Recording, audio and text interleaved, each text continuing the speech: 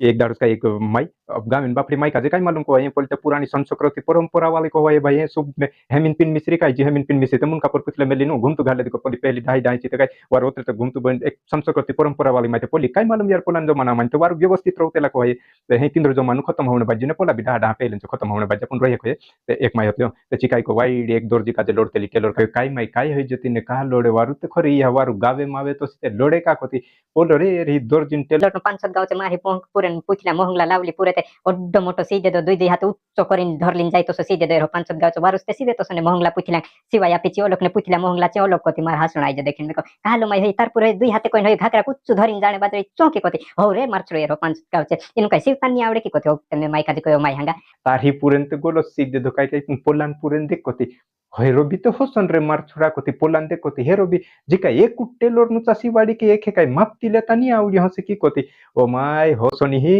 ने जी फैशन आई गई कोन जिते मोटका होई गई कोती हे तू री चिब्रिंची मी काय जी काय मोटका ली रे ना इंद्रा बु नहीं ओ लोड़ी देती डुकरी माई इंद्रा चिमे ते कासरु में के मार लोड़े माई कोती नि माछरु मोहंगा घोड़ा पुथिल्या ए जम मे दाड़ के कोरी को 5-10 रुपये वा चाडिन राख्रम ने जी छे काय तो ते माई बजार जाते को माई काय काय लाउनु को ते मेले माछरु को तरंगा को ते मे को माई होई बात ते को हे तो खरी